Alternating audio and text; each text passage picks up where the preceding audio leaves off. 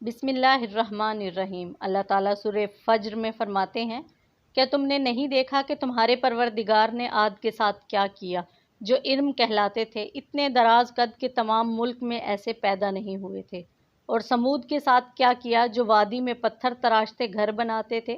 اور فرعون کے ساتھ کیا کیا، جو خیمے اور میخیں رکھتا تھا۔ یہ لوگ ملکوں میں سرکش ہو رہے تھے اور ان میں بہت خرابیاں کرتے تھے، تو تمہارے پروردگار نے ان پر عذاب کا کوڑا نازل کیا۔ بے شک تمہارا پروردگار طاق میں ہے۔ اللہ تعالیٰ سورہ اعراف میں فرماتے ہیں، اور یاد کرو جب اس نے تمہیں قوم نوح کے بعد خلیفہ بنایا اور ڈیل ڈول میں تمہیں پھیلاؤ زیادہ دیا۔ انہوں نے انسانوں میں سے رسول کی بعثت کو بہت بعید سمجھا، اور یہ وہ شبہ ہے جو پرانے دور سے آج تک کافر اور جاہل لوگ پیش کرتے آئے ہیں۔ اللہ تعالیٰ سورہ یونس میں فرماتے ہیں، کیا لوگوں کے لیے یہ بات تعجب والی ہے کہ ہم نے ان میں سے ایک انسان کی طرف وحی کی کہ لوگوں کو ڈراؤ۔ اللہ تعالیٰ ارشاد فرماتے ہیں، اور جب لوگوں کے پاس ہدایت آ گئی تو ان کو ایمان لانے سے اس کے سوا کوئی چیز مانا نہ ہوئی کہ کہنے لگے، کیا خدا نے آدمی کو پیغمبر کر کے بھیجا ہے؟ کہہ دو کہ اگر زمین میں فرشتے ہوتے کہ اس میں چلتے پھرتے اور آرام کرتے، یعنی بستے، تو ہم ان کے پاس فرشتے کو پیغمبر بنا کر بھیجتے۔ اس لیے حضرت ہود علیہ السلام نے ان سے فرمایا، کیا تم نے تعجب کیا ہے کہ تمہارے رب کی طرف سے نصیحت تم میں سے ہی ایک آدمی پر آئی ہے تاکہ وہ تم کو اللہ کے عذاب سے ڈرائے؟ یعنی یہ کوئی تعجب والی بات نہیں، اللہ جس کو چاہے رسول بنا دے، اس کو کوئی پوچھنے والا اور اس پر کوئی پابندی لگانے والا نہیں۔ اللہ تعالیٰ سورہ انعام میں فرماتے ہیں، اور وہ ایسے کام اس لیے بھی کرتے تھے کہ جو لوگ آخرت پر ایمان نہیں رکھتے ان کے دل ان کی باتوں پر مائل ہوں اور وہ انہیں پسند کریں، اور جو کام وہ کرتے تھے وہ کرنے لگیں۔ ہود علیہ السلام نے ان کو واضح و نصیحت کرتے ہوئے یہ بھی فرمایا کہ تم ہر جگہ بلند اور اونچی عمارتیں بناتے ہو جن کو دیکھ کر آدمی حیران رہ جاتا ہے۔ تم یہ بیکار اور عبث کام کرتے ہو، اس کی تمہیں کوئی ضرورت نہیں۔ ہود علیہ السلام نے ان کو یہ بات اس لیے فرمائی کہ وہ لوگ بڑے بڑے خیموں میں رہنے کے عادی تھے، جبکہ وہ بڑی بڑی عمارتیں فخر و تکبر کے اظہار کے لیے بناتے تھے۔ اللہ تعالیٰ سورہ شعراء میں فرماتے ہیں، اور جب کسی کو پکڑتے ہو تو ظالمانہ پکڑتے ہو، تو خدا سے ڈرو اور میری اطاعت کرو، اور اس سے ڈرو جس نے تم کو ان چیزوں سے مدد دی جس کو تم جانتے ہو، اور اس نے تم کو چوپایوں اور بیٹوں سے مدد دی اور باغوں اور چشموں سے۔ مجھ کو تمہارے بارے میں بڑے سخت دن کے عذاب کا خوف ہے۔ وہ کہنے لگے، تو ہمارے پاس اس لیے آیا ہے کہ ہم اکیلے خدا کی عبادت کریں اور جن کو ہمارے باپ دادا پوجتے چلے آئے ہیں ان کو چھوڑ دیں۔ تو اگر سچا ہے تو جس چیز سے ہمیں ڈراتا ہے اس کو لے آ۔ یعنی کہ تیرے آنے کا یہ مقصد ہے کہ ہم صرف اللہ کی عبادت کریں اور اپنے بزرگوں اور آباء و اجداد کی مخالفت کریں؟ ہم سے ایسا نہیں ہو سکتا۔ اگر تو سچا ہے تو جس عذاب سے تو ہمیں ڈراتا ہے وہ لے آؤ۔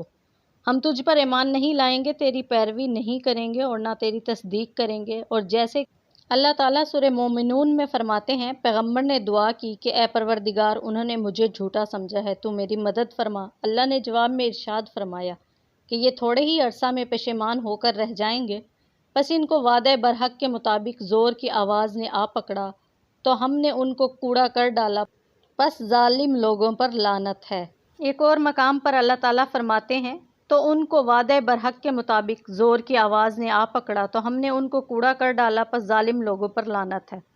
اللہ تعالیٰ فرماتے ہیں، ہم نے ان پر سخت منحوس دن میں آندھی چلائی، وہ لوگوں کو اٹھا اٹھا کر پٹک رہی تھی، گویا کہ وہ جڑ سے کٹے ہوئے کھجور کے تنے ہیں۔ سو دیکھ میرا عذاب اور ڈرانا کیسا ہوا۔ ہم نے اس قرآن کو نصیحت کے لیے آسان کر دیا، پھر کیا کوئی ہے نصیحت حاصل کرنے والا؟ تعالیٰ نے ان پر یہ ہوا 7 راتیں اور 8 دن مسلسل چلائی۔ آیت میں لفظ حسومہ کا مفہوم ہے مکمل اور مسلسل۔ کہتے ہیں ہوا کی ابتدا جمعہ کے دن ہوئی اور بعض کہتے ہیں کہ بدھ کے دن ہوئی۔ اللہ فرماتے ہیں کہ تو قوم کو اس طرح دیکھے گا گویا وہ گرے ہوئے کھجور کے تنے ہیں۔ اللہ تعالیٰ ان کو کھجور کے تنوں کے ساتھ تشبیہ دیتے ہیں جن کی شاخوں کو کاٹ کر خالی تنے باقی چھوڑ دیے گئے ہوں۔ واقعہ کچھ یوں ہے کہ ہوا ان کے پاس آئی، ان کو فضا میں اٹھاتی، پھر ان کو سر کے بل نیچے پٹک دیتی اور سر تن سے جدا ہو جاتا اور ایک کٹے ہوئے درخت کی طرح رہ جاتا۔ اللہ تعالیٰ نے فرمایا، بے شک ہم نے ان پر سخت ہوا منحوس دن میں بھیجی تھی، یعنی وہ دن ان کے لیے منحوس ثابت ہوا اور ان پر مسلسل عذاب جاری رہا۔ وہ ہوا لوگوں کو اٹھا اٹھا کر پھینک رہی تھی، گویا وہ اکھاڑے ہوئے کھجور کے درختوں کے تنے ہیں۔ جو لوگ یہ کہتے ہیں کہ وہ ہوا بدھ کے دن جاری ہوئی، پھر بدھ کے دن کو مستقل طور پر منحوس خیال کرتے ہیں، وہ غلطی کرتے ہیں۔ اللہ تعالیٰ فرماتے ہیں پس ہم نے ان پر سخت تیز ہوا منحوس دنوں میں بھیجی، اور یہ واضح ہو چکا ہے کہ وہ 8 دن تھے۔ اگر وہ دن بذات خود منحوس ہوتے تو ہفتہ کے 7 دن ہی منحوس اور بے برکت قرار پاتے۔ اللہ تعالیٰ فرماتے ہیں اور عاد میں نشانی ہے جب ہم نے ان پر بانجھ نامبارک ہوا بھیجی، یعنی اس ہوا سے کوئی بھلائی اور برکت کا نتیجہ نہ نکلا۔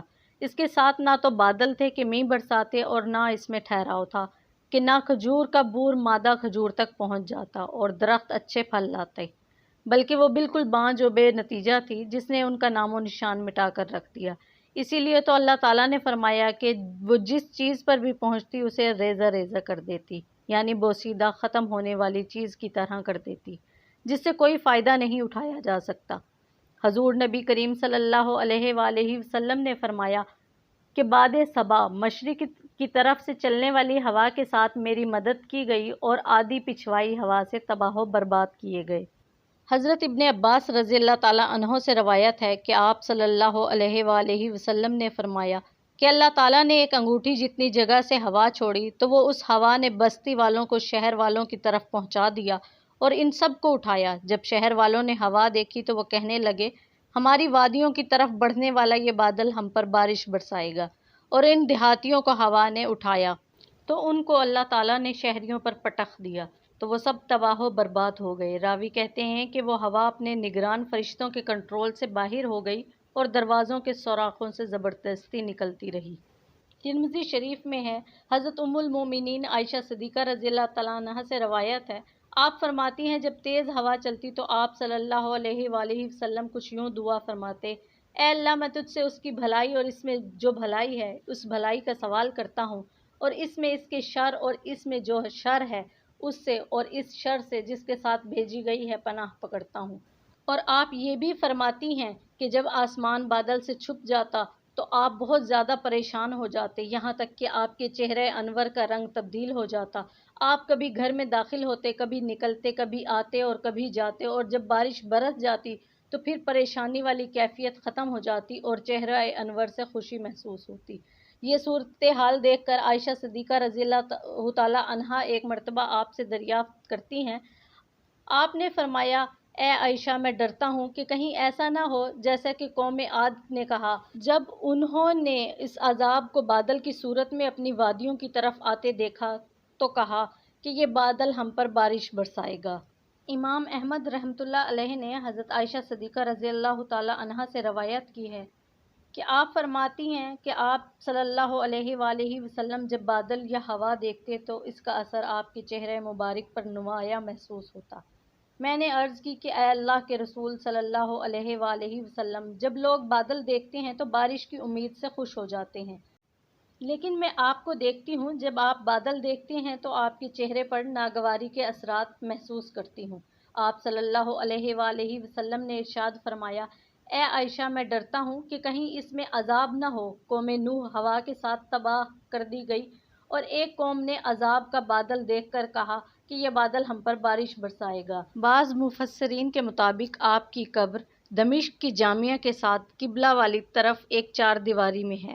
حضرت علی بن ابی طالب رضی اللہ تعالیٰ عنہ سے روایت ہے کہ حضرت ہود علیہ السلام کی قبر مبارک یمن کے علاقہ میں ہے۔